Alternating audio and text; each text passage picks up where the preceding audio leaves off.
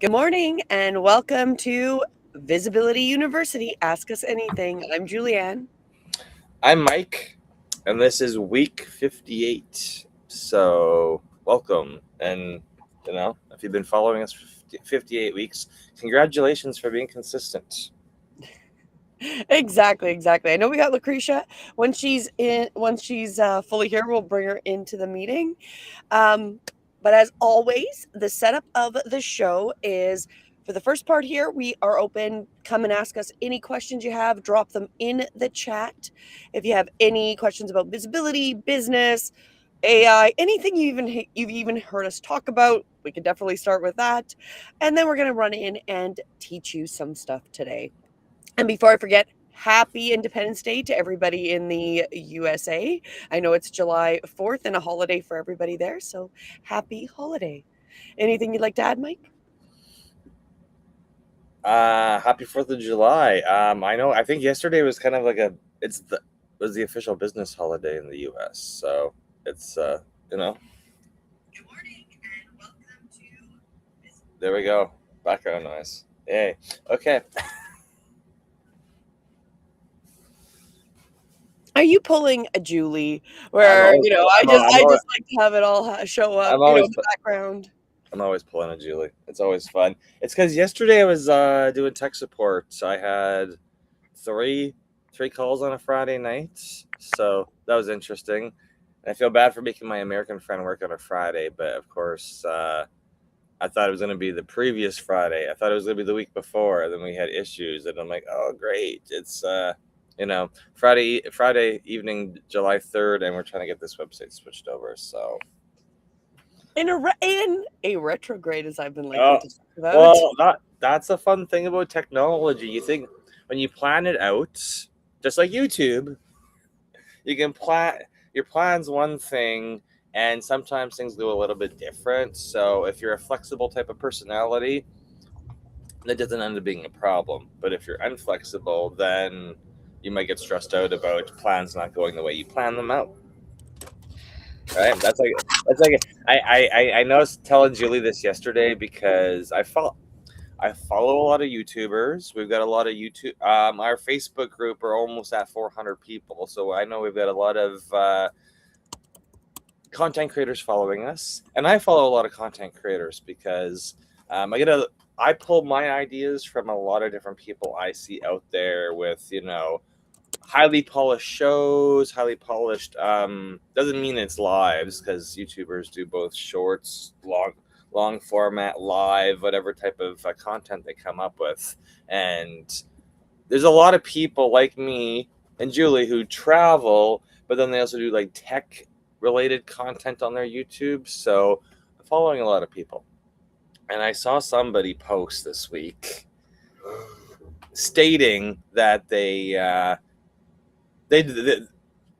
background, they do highly polished episodes, right? So I've been following this guy for a couple years, and I know he's monetized, so congratulations to him.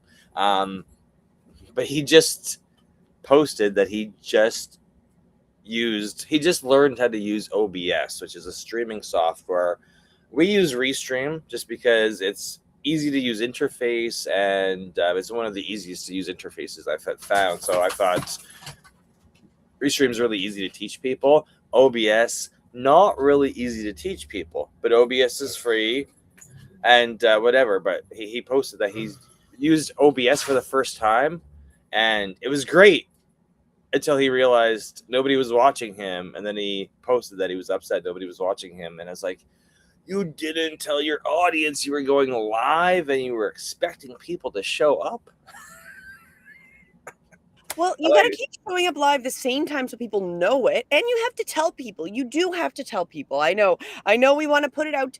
You know what? I think the days of where you could just put something out online and it didn't matter what it was, and somebody or people will see it is not necessarily the reality anymore, right? Like just because you go live doesn't mean anybody's going to even see you live, right? Well, not if you only go once. It's got to be frequency, and it's got to be consistent, because you got to show up. You got to show up, and show up every single day or week or whatever your frequency is. I see this a lot, is that, people go a couple times. It's the same as just doing a manual static post on Facebook or Instagram, LinkedIn, or whatever. If you only do it once and you have no audience, I don't think anybody's going to see that. But if you're posting regularly and consistently, no matter no matter what your judgment is on yourself, that's your judgment. You have a community. They may not have been activated recently. You may not have communicated with them recently. You may not have seen them in person recently. But generally, on your social media, you've got connections, whether they're family, friends, coworkers, colleagues, whatever. How often are they normally used to seeing your stuff? And if you just go live, you got to keep doing that for, I'm going to say you're going to have that like 30, 60, 90-day window where you got to go live consistently and organically tell people you're going to go live.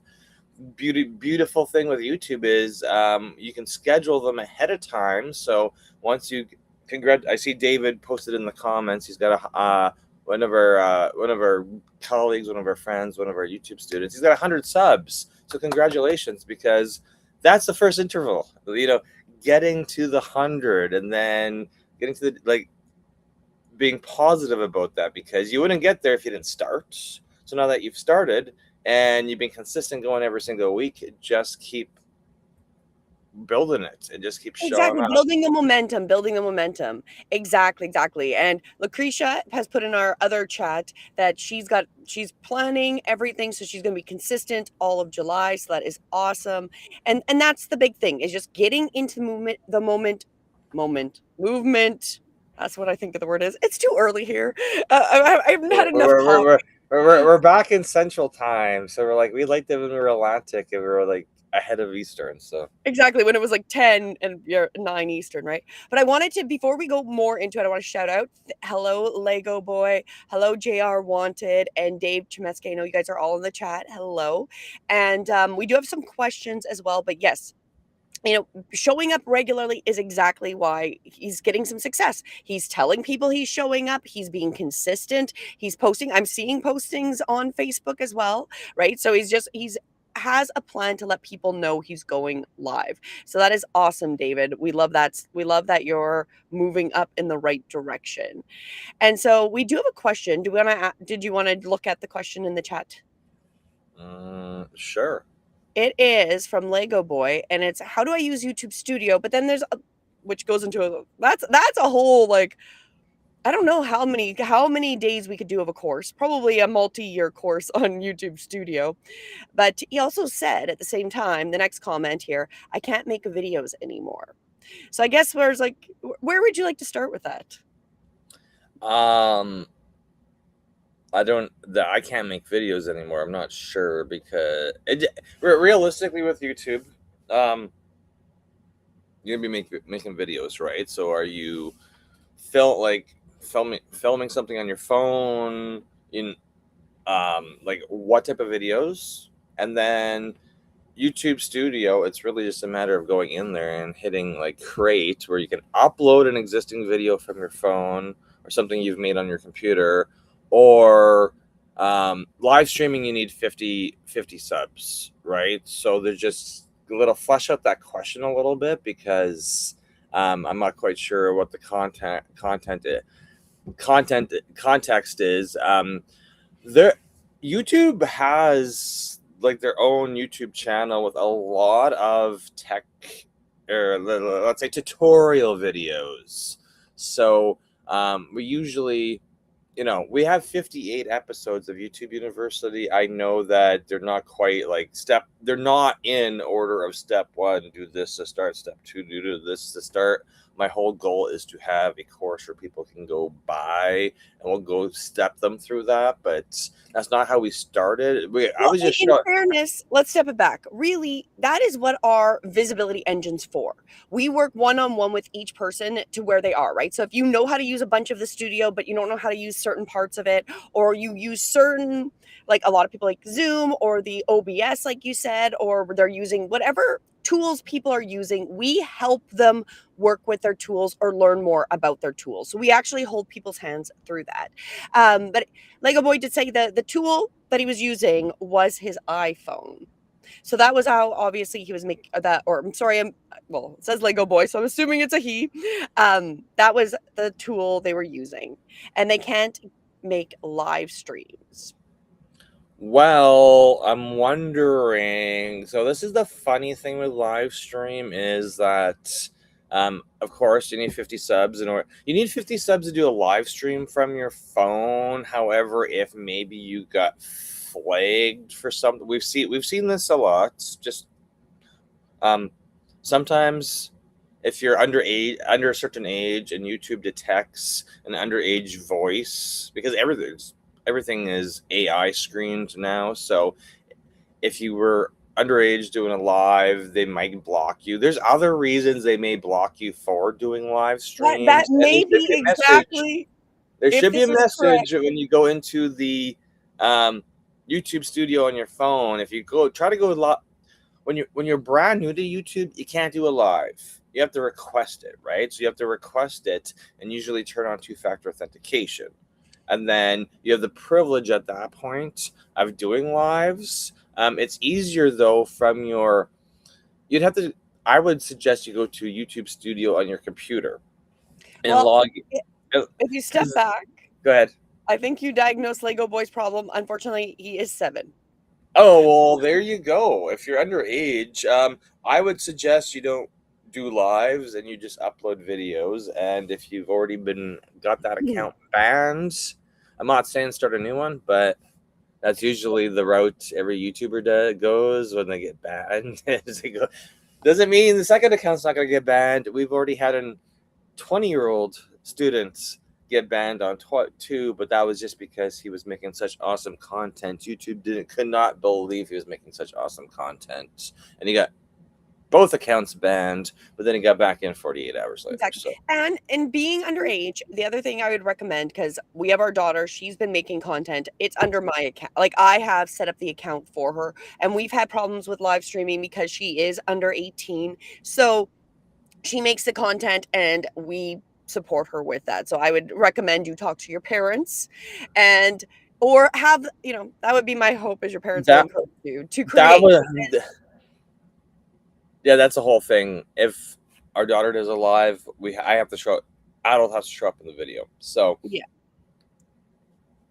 we'll just leave it there. And exactly. So I would, if you love making content and love being creative, make your stuff. Keep it on whatever device. If you only have an iPhone because you're young, get used to doing it. And when you can go live and get access to the internet the way you want, you'll have started to master those skills. So being interested in being able to create content is where we need to have everybody going anyway. So work on your creative part of it. And when you're able to, you'll have mastered and built skills, right? Realistically, any person who's been successful in businesses, or any, not just business, but any like art, like any type of field, it's like 10,000 hours. There's a book by Malcolm Gladwell, Outliers, 10,000 hours of you honing just one particular skill, right? So that's 3 to 5 years for most people, if not longer, depending on your learning curve of that particular skill. So it's great to, if you're 7, if you're a kid watching this, no matter what age, but especially children, learn like on your phone or your computer. CapCut's free. Just start. There's a ton of different ways to learn how to do videos. They could be animation. There's a ton of ways to just get started, because it's funny. We've guided our 13-year-old because she's been making videos for a couple of years, but it's not like we're like, hey, this is how you do it. It's just like, hey, play with it. And then it's funny because when we're like, hey, we need to edit this or this or this or this, and then she comes and shows us how she's editing it, and I'm like, or editing her stuff, and I'm like, oh, she understands a video timeline and how challenging it is sometimes to get the right cut, because you just can't get it perfect. It's off by a second or whatever, and it can be aggravating, but then you're just like, oh, you're going to figure out creatively how to make that cut, add a transition, or like you're going to find a way to fix it. And if you're going to get annoyed, and then you're going to find a way to fix it. And that's just part of the learning process of video editing and making content, right? And it's the 10,000 hours. Like, most people have to do 10,000 hours of anything to master it, and you probably still don't master it. It's just getting better and better at building that, right? Just getting less annoyed. And knowing the tools better, or just getting more confident with your skills, getting quicker with your skills as well, right? Because if you think about it, the more when you start something, you're not really quick at it and you're not really good at it. But, okay, fair enough. You might have some magical skill that just comes out of your soul for sure, and you don't need 10,000 hours. But the majority of us have to do practice to get better at things. But we have lots of comments. Lego Boy will be back, so thank you for the comment, Lego Boy. And we do have a question. I told Emma, can I ask a question? I told her to drop that in, so I will watch for that. And then we did have some questions about how we charge. So if you want to explain that a little bit, well, Emma maybe drops that in the comments. And then we also had a question as well with David Chemesky, which he was asking about the monetization as well. So we have a few questions to jump into. Why you're asking me these questions? Yeah. When monetization. Where do you want to start? Do you want to start with let's go with David's.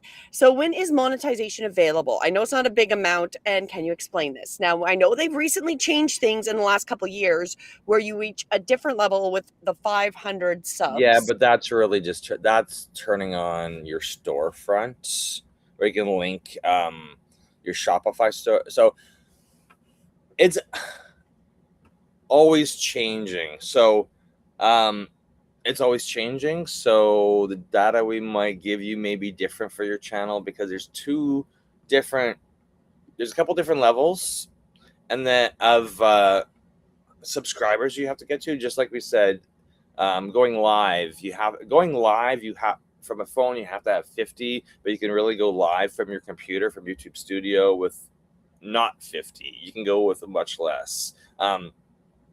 When you're building towards, it's all about subscribers and watch time. So they've changed it a little bit. It used to be more subscribers and more watch time. When Julianne and I got monetized and became part of the YouTube Partner Program, you may see us going to a lot of YouTube events, getting cool things like this. We got to the level of 1,000 subscribers and 4,000 watch hours. I'm trying to show that I am wearing my sweater because I won this. I've got a whole bunch of stuff. I have a blanket here too. Our level of monetization in 2024 was 1,000 subscribers and 4,000 watch hours on long videos in one calendar year. So 365 days. We both achieved 4,000 long form watch hours.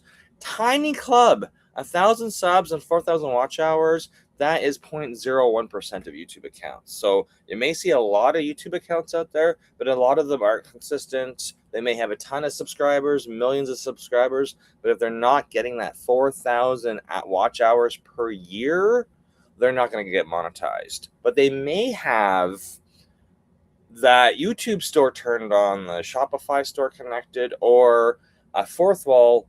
Fourth Wall is kind of YouTube's print-on-demand store. There's a lot stuff like this that comes from Fourth Wall where you can make signs and stuff for your brand. So there's a couple different ways to get monetized. You can add a store. You don't need 1,000 subs anymore to add the store.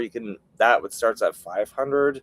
You can turn on memberships where you're charging, where you've got like this special membership area. You can start turning that on at 500 subs now. So there's a bunch of monetization. Is not just one way to make money off YouTube. There's multiple ways. If we're directly talking about AdSense, where when you start getting viewers on your channel, on your show, is when YouTube starts running ads on your channel just to see how the advertisers are happy and how many views are coming through. So when YouTube starts running ads on your channel, the revenue you can the revenue you can make from those ads is called AdSense. That you need to be fully monetized for, but it's not even an easy thing because you get your traditionally you get your 1,000 subscribers, you get your 4,000 watch hours. If you're doing it on shorts, it's different. And that It's a different, yes. So they're different criteria. those numbers are always changing, but it's traditionally 3 to 4 million views from one shorts. Yes. So that's really when you are tapping into virality, because you know you're posting shorts and you're getting to that 500 views and the 1,000 views, and there's different views. The shorts algorithm is kind of like surfing, where it's like you get to one level and then you keep riding these waves, right? But I can't. Well, what's interesting, I was going to say that it overlaps with what we're going to talk about today, because like the monetization comes from the different ways. You can definitely get monetized by doing shorts. You can definitely get monetized by doing longs. So I think it's easier doing longer form and being consistent than attempting to monetize through shorts, because you do need so many people to see so many of your shorts. And that's just because YouTube can't run as many ads on a short, right? Exactly. So they say you need millions of views for it to be financially, for us to give you a piece of AdSense. And we can tell, because when we look at our monetization, it'd be like, hey, you've made $1 for this video. You've made 4 cents for this short. That's just based on how many ads they can cram into your video content. Well, and it is, and watch time. And obviously when you're doing shorts, even if they're watching, like, okay, so you've got different aspects that they'll look at your video, how long you're watching, right? So a short, and a lot of people will game it, and you'll see those people that have done like those clips that are literally repeat, and they're like half a second, and you don't even know you've suddenly watched it like 40 times, right? So they'll get that somebody viewed their video 1,000%, right?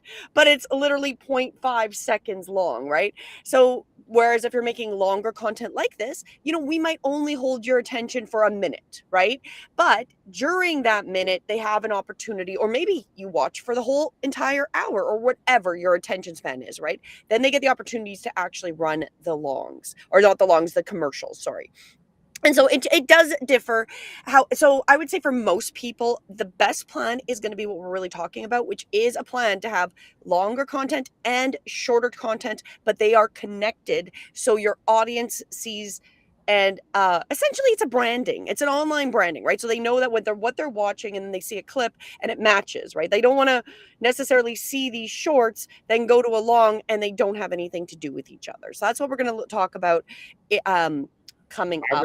I was gonna say, and the question about monetization, I'm like, there's so many different ways you can use YouTube to pull revenue in, because if you're a business owner per se, and you're consistently making video content, I find one of the most powerful tools in search engine optimization and showing up on a Google or ChatGPT search is if you're regularly making content, YouTube starts pushing your videos to Google search. So when you are searching for a business and you type them into Google, you're going to have Google results coming up. Their website may or may not rank high, but if they've got a blog or they got YouTube, because YouTube's literally all text, the title's text, the description is text, the tags are text, all that stuff will rank in Google, and your YouTube videos could very possibly, if you're making them every single week and you're posting them, and you're doing it for a while, your YouTube videos will outrank your website, because the SEO power of YouTube is so strong. And those videos, if people are looking for you or your brand and your YouTube videos pop up, they're going to go to your YouTube channel, right? And then if you've got your booking links there, it's an easy way to get in through gain authority, know, like, and trust. and to use YouTube really as your top of funnel. You know, if you get your contact us there, they're like, hey, perfect. I Googled you. Your YouTube video show. Like, this is where I find a lot of people are using YouTube, and they're there, but it's not optimized because they don't people. I Google myself all the time. I Google my wife's business all the time. I Google other people's businesses all the time because I want to make sure if I'm consulting for somebody and they say, "Oh, my website doesn't really work." I'm like, "Let's fix your website." And then make sure you're on Google Maps. And then let's make sure, oh, hey, you're on YouTube. Why is your YouTube not ranking? Let's go fix the titles and descriptions. Put your name and your business in there. Hey, look, now everything's ranking on a Google search. So it just makes So you you're your really sorry it to makes cut you your off. brand so much more powerful when somebody searches for you. And it's not just your website that's reporting great things about you. There's maybe LinkedIn. You know, if you're using a visibility engine and posting your content everywhere simultaneously using the power of Restream that we're using today, and this video showing up multiple platforms. Eventually, Google search, somebody searches for my name, website, Google business listing, YouTube, LinkedIn, Instagram, Facebook, Etc. Exactly, all exactly. Because these when third you're party showing up sources are showing up. everywhere consistently, it okay, the reality is the algorithms may not work for your advantage. One of those platforms may not like you very much, and so like being reliant on it is not a very good plan. So when you do something like this where you are showing up on all these different platforms, which is our visibility and engine that we're teaching all the time, when you are Googled, it is amazing how many things like I show up on Instagram because I post to Instagram. I don't have as many followers. It's not my favorite. I don't really like a lot of social medias. I'm not going to lie, not big, don't really like them, but I have to show up everywhere. So when we Google my business, it amazes me that my Instagram is one of my first ones that even show up, but it's because I'm consistent there, right? So how else are people going to find you anymore? You have to put out your signal and put it out as many places as you can so people know, like, start to know you, like you, trust you, and you build that authority over time. Because traditionally we would be one-on-one. We'd be one-on-one. You'd go to a networking event or you'd meet somebody because you have a physical building or whatever. We don't necessarily have that as much anymore. Now we got to build relationships with people that we may not be physically near. How did my service call yesterday find me? Google Maps, right? Google Maps. So I was like, "Yay, Google Maps worked." I see the question from David. David, with the YouTube Partner Program on your dashboard in YouTube, when you're logged into YouTube Studio on the computer has much more detail than on your phone. This is why we always suggest spend time every single day in the apps and just get used to the interfaces because they look different. But you can try, if there's a little button on YouTube Studio called Earn, and it will literally tell you how many, like, it will show you your goalpost, how many subscribers you have, and how many you need to get to turn on subscriptions in the store. As I said, right now it's about 500 subscribers to turn on the store functionality, where you can make your own like branded shirts and stickers and whatever you want to do, and turn on subscriptions. But that it will list. There will be a visual graph of your watch time, and that's never going to be up to date. It's probably going to be 72 hours or a week behind, because we're always looking at it. We're like, hey, wait a minute. We just added 8 hours of watch time this week based on this particular source, and it's not really up to date. It will get up to date. You just got to realize there's millions of YouTube channels and there's millions of videos uploaded every single day, and the analytics are always off a little. They're not off, they get accurate, but it's always running a couple days late. Anyway, there's in your YouTube channel, in YouTube, it will show you exactly what your progress is. And then when you get to those certain levels, you have to apply yourself to the YouTube Partner Program. It's not automatic, so they're not going to email you to say, hey, we want to pay you. You gotta exactly. You have to be you gotta be interested. like a hawk in there, because Yes. if you achieve the YouTube, I'll just go through this, because it's not always straightforward and easy, because as soon as you get accepted into the YouTube Partner Program and they accept you, they're going to ask you for photo ID, blah blah blah, all that stuff. They're going to ask you to link an AdSense account to your YouTube channel. And an AdSense account, typically, if you have a website, you may already have your website linked to AdSense. That's how you can actually use Google Analytics to track how many people go to your website. That's a component of AdSense. But AdSense is how they pay you. If you're running ads on your website, you have AdSense as well. AdSense is how YouTube pays you. And you have to be accepted into the AdSense pro. So first you have to get accepted into the YouTube Partner Program, and then in order to get AdSense payouts, you have to be accepted into the AdSense. So we've got a bunch of different accounts, and some have been easy to get accepted into AdSense, and some haven't, just based on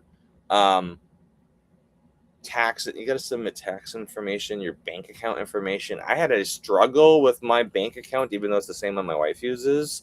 And regardless, there's just a bunch of hoops you got to jump through, because Well, and this is part of the process we will help you with. So when you become part of our visibility engine and you are meeting with us, we can help you go through the process when you get to that point, which is part of the things, because we've gone through it and we've had our own it struggles may doing it, take, so we know how it when works. you're waiting for AdSense acceptance, sometimes it's automatic. Sometimes they make you wait 30 days. Sometimes during that 30-day wait, they may not be counting any of your watch time, which may make you upset, because you're like, wait a minute. So it's a fun challenge, but there's real earnings behind it, right? So then you're like, hey, you go, but then it's a real mental shift, Okay, because so we got some more questions. So good, first I want to good. say good job, Lucretia. It's always great when you get some more subs and you get more watch time. That is always what you want to see, is the improvement. And being consistent is the big thing, right? Because you have to remember, when you're looking at the statistics and the analytics and everything behind the scenes, like Mike said, first off, they're not necessarily up to date. Some of the stuff, it might be a few hours behind or a couple days behind, but also continuing to show up is what is important if you want to keep seeing growth. You stop showing up, you stop that momentum. Now, Lego Boy had a question about getting verified. So did you want to take that? And then there was something else I wanted to say about that. Oh, I also wanted to, Lego Boy was asking if they were the only one in the live stream. We are live streaming across multiple platforms simultaneously. So if you are watching live, please do subscribe wherever you're watching live. And if you are Subscribe and showing us turn the on the only person, notification bell. Hit the you, bell, hit the bell, hit the bell. exactly. And if you are showing up as the only person, you're not the only person. You might just be the only person on that specific platform, There's because like we are literally, we're between putting our 19 to 25 right now, so it just yeah, fluctuates. you're not the only person. And we also know that the analytics doesn't feed back with all the different social medias that we're on. So But some of them we're actually getting a lot more views, but it just depends on what you're watching us on. So you might be the lucky one on one of the social medias by yourself. But how do you get verified?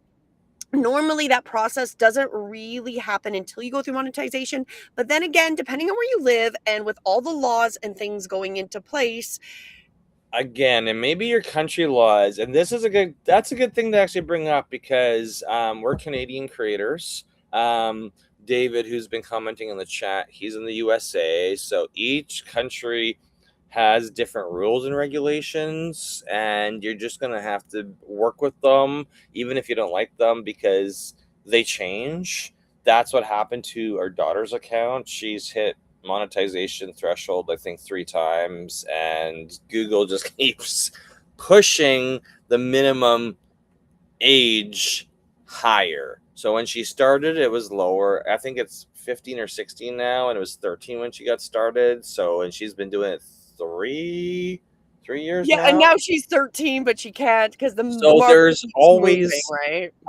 this is why I said 10,000 hours, because sometimes you got a goal. I want to be monetized. I'm 15 and I want to be 14 and I want to be monetized. And then you get to the monetization level and you go to submit your ID and all that stuff. And then YouTube's like, sorry, you got to wait another year till you're 16. I'm like, they could push it till 18. Like, it's one of these things where each platform is going to be different. And you're just going to have to work with the rules. And if you want to get the financial benefits, it'd be the same as being monetized on Instagram or TikTok or Facebook. There's going to be set rules. You got to work with that within them. We've achieved YouTube monetization, so we're really just exposing what we do. We're just teaching you how we got to it and how we're advising all of our students to And keep working towards it. and we help them go through that process, right? So the verification process is just on the back end. So follow it through. And then, of course, you can always get more hand holding if you need to in the future. That's what we offer, right? And that's really the most important when you start to really get paid out. I would say most of the, if you want to make money, then there's motivation to be verified. Again, depending on where you're at and what country and what, if you have to verify before or Yeah, not, it was that's funny a because whole nother story, right? that video I watched yesterday, and it was a father watching he's like, wait a minute, this teenager's making $4 million a year streaming gaming to YouTube, and he looks at his son, he's like, why aren't you making $4 million a year? You're doing the same thing. It was like, this is Oh, the hey, fun. you just all you made me think about is the other meme we had seen where it was somebody yelling at AI about make them the $1 million deal that everyone's gonna buy, and like give me this perfect thing that is gonna solve my financial problems, and is yelling at AI, right? It's And that I'm like, it's truly just consistency and frequency. It's how often you show up. And and some people, depending on your skills and what you've got, you might really just click and you might go viral and you might have this wonderful experience of just taking off because you just have the right voice, the right content, and you've hit the right I audience. think And I that's think I think it wonderful. comes also down to, somebody pointed this out last week to me. It's confidence on camera. Exactly. Well, and that's the other part. So you might get all those markers and be successful really quickly. That's wonderful. But a lot of other people, it's going to be consistent work. And you're going to have people that are going to find you at different points along the process that appreciate whatever you're saying. And that's the point, is just to continue building with it, because you are going to get better. You always will. If you show up, when you give up and stop showing up, there's no improvement that can happen, right? And that's what we see with a lot of channels that start to get momentum. They hit something, and there is walls, there is parts that a lot of people talk about, especially if you start going down YouTube groups, of where there's like psychologically or just more difficulty. Like where I've been sitting is right in the one of the more difficult zones. It's the 1,000 to 2,000. Like I am on that cusp of getting past that 2,000 mark on my personal on my actual YouTube channel, but just shy. And it is just this weird struggle that it's like once you Well, get over that, you can, it's easy till you get to this point, right? it's super weird because you'd be like, hey, I gained 5 subs today, I gained 20 subs today, and then like 2 weeks later you lose 30, and you're like, what? I was like feeling so good about the increase in subs, and I'm like, did I offend somebody with a short or a long? Like, where did it? But then it's like, it's gonna happen because And so the point is, like what you're pointing out is actually the psychological. And I think that's what bothers people a lot. And I can't, I'm not gonna lie, when I've had that, because that has happened to me, I'm like, whoa, I've gained somebody every day this week. And then one day I've lost like 5 people, and you're like, what? Like all my gain is gone.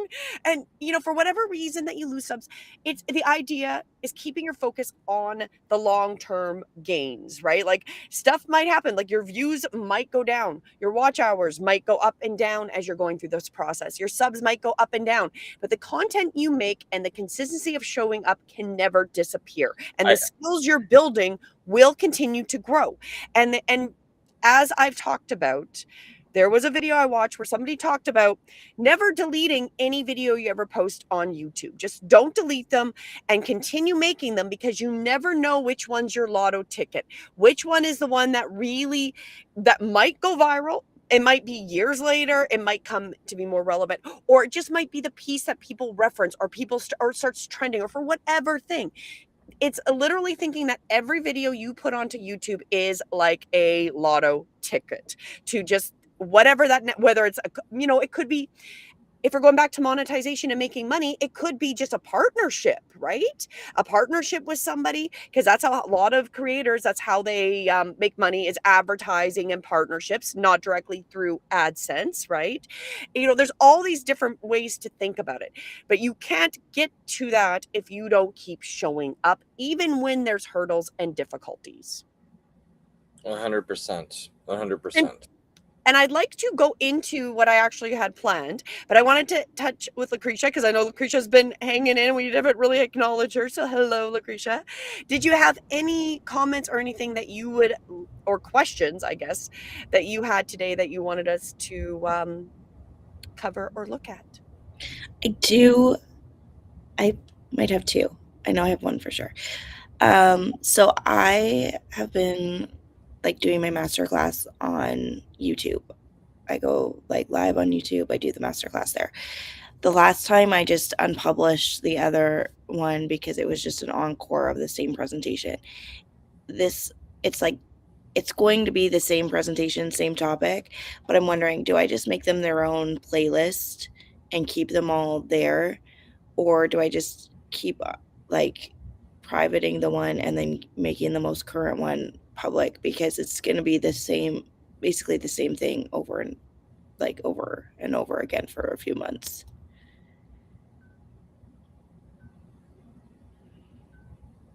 You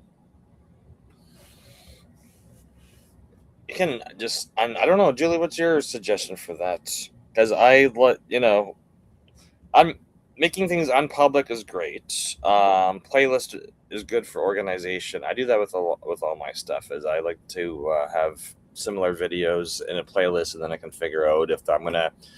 Some stuff I make is just private for clients, but I'm like, hey, YouTube's free storage, and then I can realistically see how many people have viewed it based on the fact that I'm sharing out that one particular link, or sharing out a playlist of videos like step 1 through 10. So never delete it, but definitely unlist it. Because if you just build, as I said, practice with YouTube and just get confident with, recording and getting stuff up there and editing it and changing it. And what we've been doing with a lot of our videos is when we go live, just trimming out the first, trimming it just to make sure when people come on, it's right at the point we're talking. I know when you start a live, sometimes you're waiting, we're talking, we're waiting for people to join in the comments and stuff. And after it goes live, we'll just go in there and edit it and make changes to it or whatever. So, well, once you have the content, you can always use it, right? So that's why I always think it's worth keeping it. And as long as we're not being charged for storing our videos on YouTube, you might as well just keep them there, right? Just put them private, unlist them if you need to. There's a lot of times where we'll go download stuff and I throw it into the video editor and I change it, right? Because this is why I always say know your content, because this is why before when we were recording stuff on Zoom and uploading it to YouTube, I was like, this is so painful, right? And I'm like, now streaming it up to YouTube and then reviewing it and saying, hey, these videos, we dropped a lot of gold nuggets. We'll just download them and make shorts, or take out a 5 or 6 minute section of a certain video, because that's, we stream for an hour, but that 5 to 10 minute section is really good. That deserves to be its own video or how to, but you don't know that when you're recording it, right? So just because unexpected things may happen when you're recording and you're like, hey, I got this brilliant idea. I'm going to I get this all the time. I'm like, wait a minute, I should do an instructional video on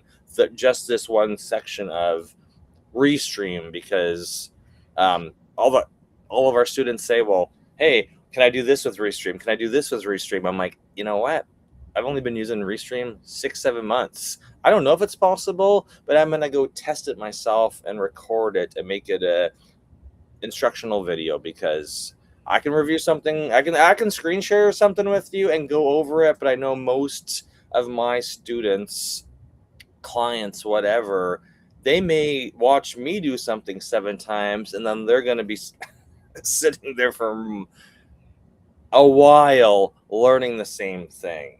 Like me introducing anything to them doesn't mean it's YouTube. It could be like using a new email program. I had somebody I was talking to yesterday, and I gave them a new email program to use on their computer in March, and they're still learning how to use it. So yesterday I was like, hey, you got a problem? Watch me fix it. And she's like, how did you learn how to do that so fast? And I'm like, I'm just used to computers. So if I see a challenge and I can see it in front of me and I got access to your mouse, I'm going to fix it. I know what you're looking, I know how you need it to look. Let me take an hour and make it look the way I think you need it to look. And then she's super happy, right? And I'm like, I recorded the session yesterday because I think a lot of people probably run into that same issue with Mozilla Thunderbird for their email. If that's what they're using, most people probably run into this organization issue with it because it's not the same as Microsoft Outlook, but they're used to Outlook. So, hey, made a training video yesterday.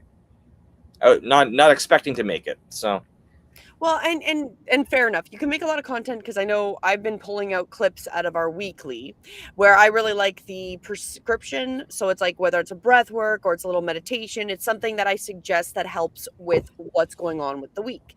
And those have gotten, they do pretty well once I pull them out, but it is an extra level. So I'm going to, like, it's one of those things where I've got this built up and I know that I have to take this extra step to go pull it out for more content. And then you keep creating content, then you start feeling like a content machine. So, and I feel like, can you really get too much content? Because the reality is, if something happens, at least you've got content you can then go back to. Well, this is the thing. If you come across somebody, like if somebody's like, well, what's your stance on this? I'm like, here's my video. Here's my YouTube video link. Here's my playlist link. Because everybody learns differently, and some may be able to like have a conversation face to face with you and understand what their next step is, and other people want that video or that podcast episode or you explaining the steps, like, and that's great because you're like, hey, I'm already in the act of making content, or I've already created it.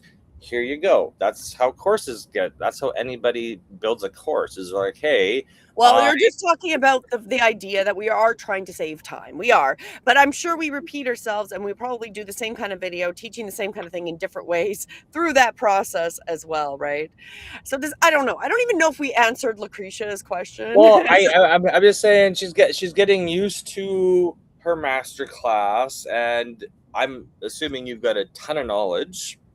And the only way you're not assuming, we've already seen that. Yeah. Like the only way you're going to be confident delivering the answer is it'd be literally making videos and uploading everything to YouTube is the same as you standing in front of the mirror, getting ready for a speech in front of somebody or a group, right? Like you're practicing, you're opening how to deliver the content. You're practicing. You're getting confident in your how to teach, how to instruct, how to speak. You're mastering your skill, right? And so that's I think we've also mentioned this before, is like, once if you do this whole series and then you're like, okay, that was good, but I think I can do it better now, because you've done however many hours going through your series, and by the last one you're like, that last one was great, now I got to go back and redo my series because now I've spent all these hours mastering it over this. But, many have you made 5 revisions of the same video? It's okay to unlist the first 4,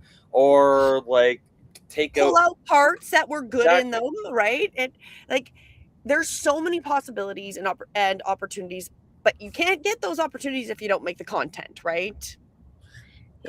Because I've seen videos where somebody. Let's let Lucretia continue her next question and make sure we answered her question. My next question is, I've already on Restream, I've already scheduled out like all my YouTube videos for the next, I think, 3 weeks, and I'm still doing more. But I want to pre-record a couple of those just because I want to make sure that I'm showing up live, but just the way the week is going, I'm going to have to kind of pre-plan. Yeah. Because I've already scheduled them on Restream, when I record them and like schedule them, is that going to like duplicate things on YouTube or Restream? Like how does that work? Do you remember our experience, Mike? We've been playing with it, so I don't. Well, it is not. No, I've only accidentally duplicated, and I'll explain the scenario of how I've accidentally duplicated one. It should not, because what we did like this past Monday, we did not. We actually had to record our 2 reels, so we recorded it. So I actually had already prepped it. Then I just turned off the schedule, so I just removed the time schedule. We then recorded it, and then Mike went and then we just went up and then preset it. Okay. Yeah, Right, so so it was- when you're scheduling something on YouTube, it's really just a placeholder. It's like an advertisement, right? Like it's the advertisement in the broadcast schedule on YouTube. So it shows up, and then as soon as the video is live, any of your subscribers who have turned on notifications are going to get an email that you're live, and then of course YouTube sends out the general message that you're live. So if you schedule something and you put a placeholder there, you can't connect a recording to it. However, you could just go when you have a recording ready to go live. It's still going to make you schedule it, whether you schedule it for an hour from when you upload it or weeks from when you record it. You'll just have a new thumbnail that goes up. Yeah, and it will, and when you unschedule the one that you had preset, so you can use the one you already preset, but then just not go. So then you just record it versus go live, right? Yeah.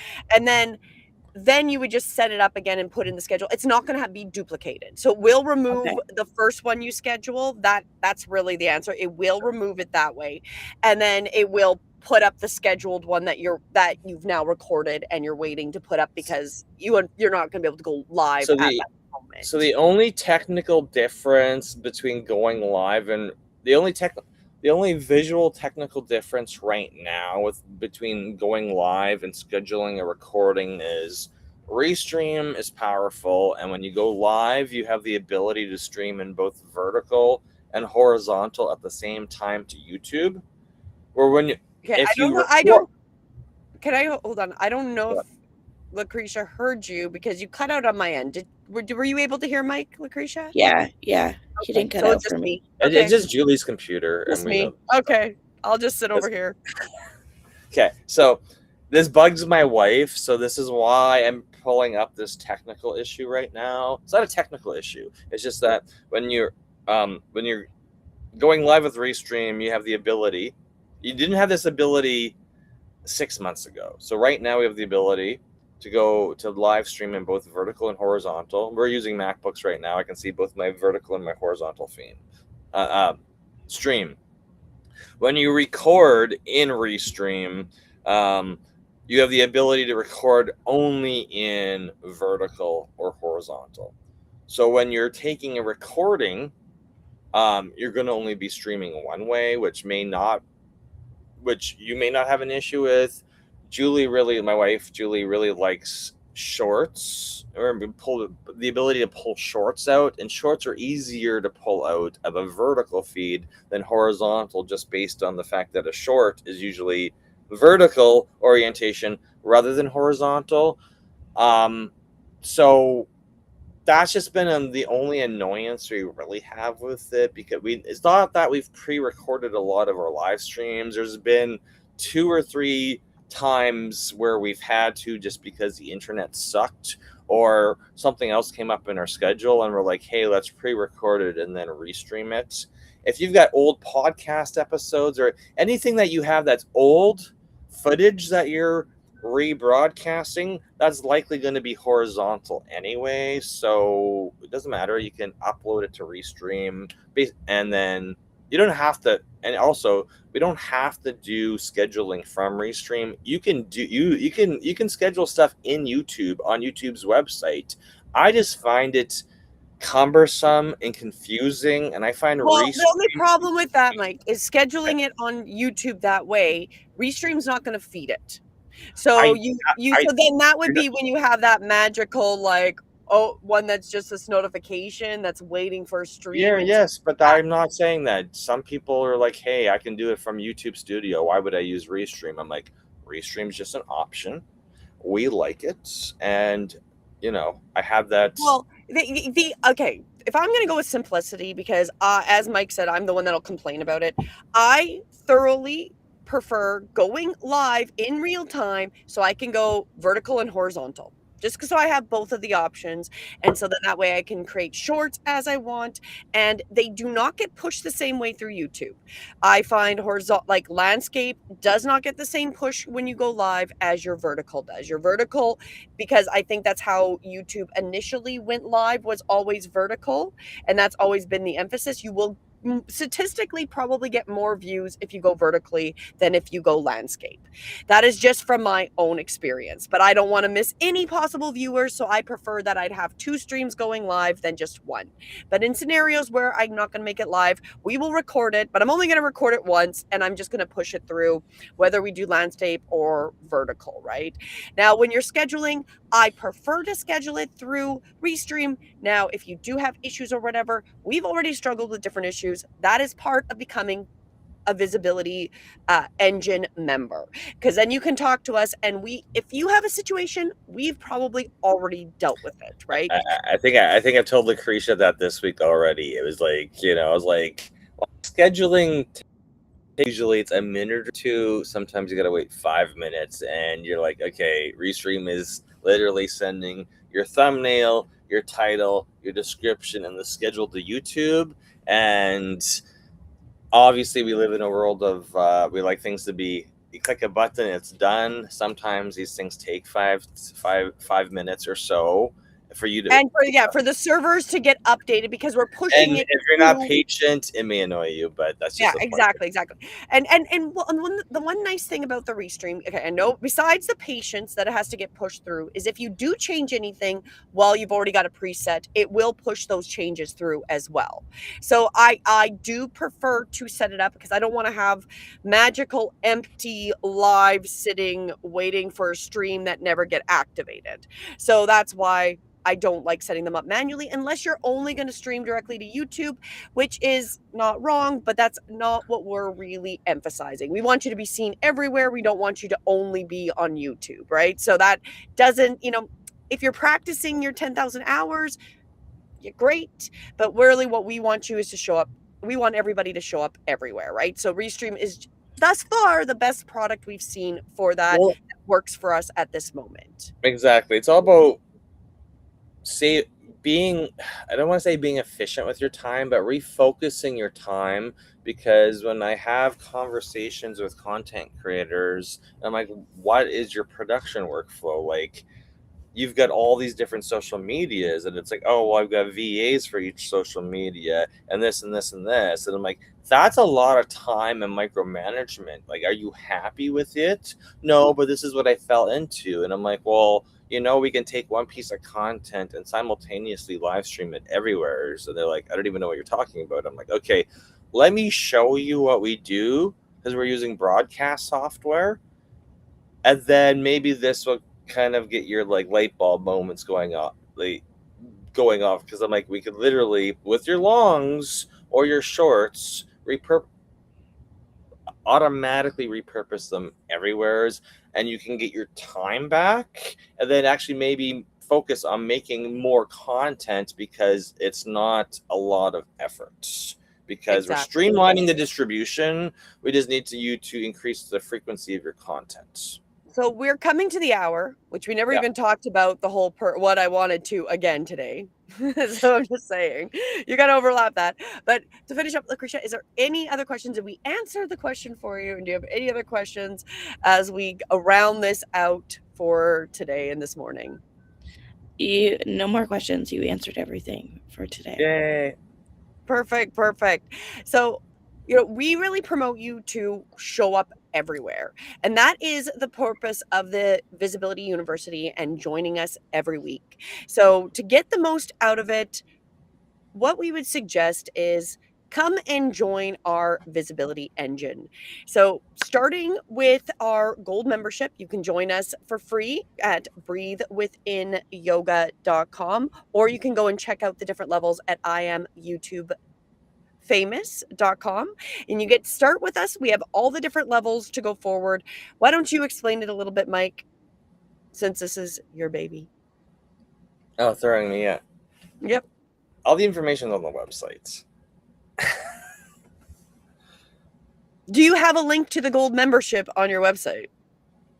Not yet. So go to breathewithinyoga.com. Not on the website.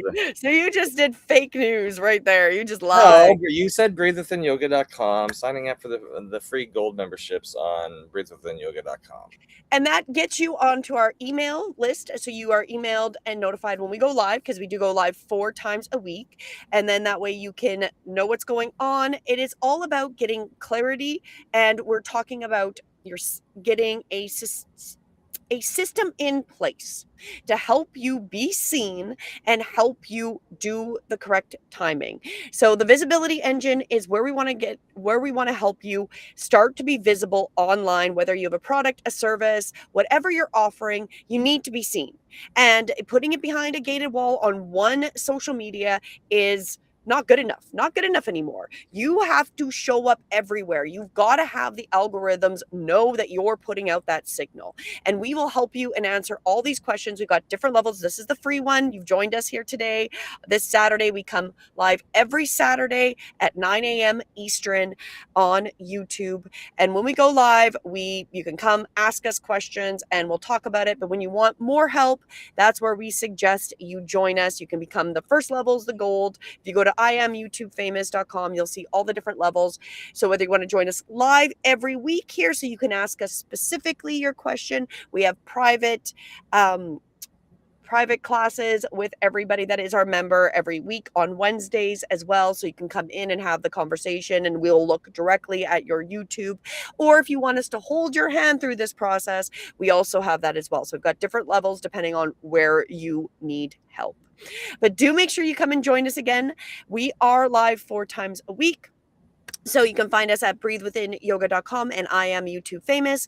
We will be live tomorrow night at 7-11, where we'll go over the weekly energy and what's coming for the week. So part of planning your life, being seen and being visible, is using timing and energies and what is going on to assist you. So knowing when times to be active and when there's times to build. So we're implementing this versus just, let's just throw things. It's like the spaghetti idea. I'm cooking spaghetti. Let's see if it's done. I'm just going to throw things against the wall. We want to use timing, visibility to our benefit. So join us to find out what is coming in the week and how to kind of look at the week. So we go live every Sunday at 7-11. That's our weekly energy update where we look at the week ahead. We have our Monday night 2 Real, 2 Truths and a Lie. So we talk about technology and scenarios and what is actually happening. So this is about getting clarity in our reality and being more conscious about what we're doing.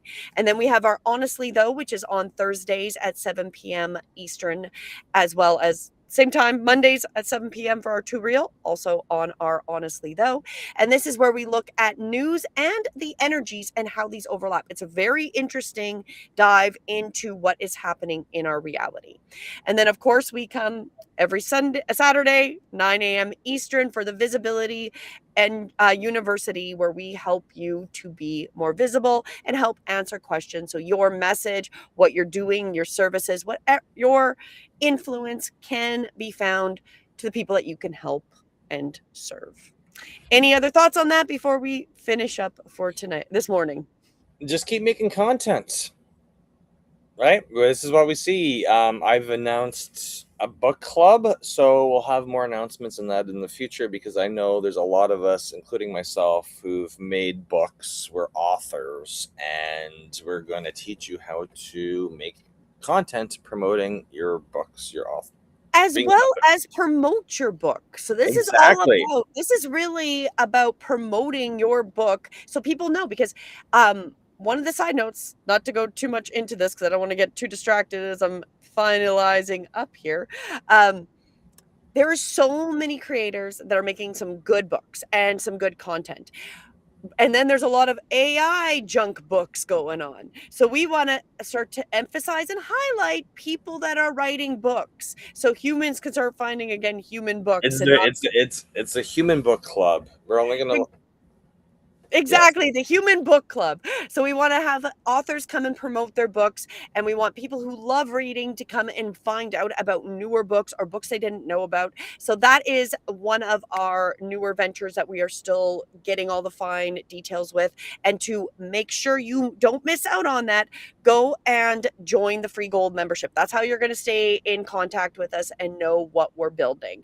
And then if you go to breathewithinyoga.com, it is the button, it says join gold membership. You sign up, you will get notification for all of these and all of our upcoming projects.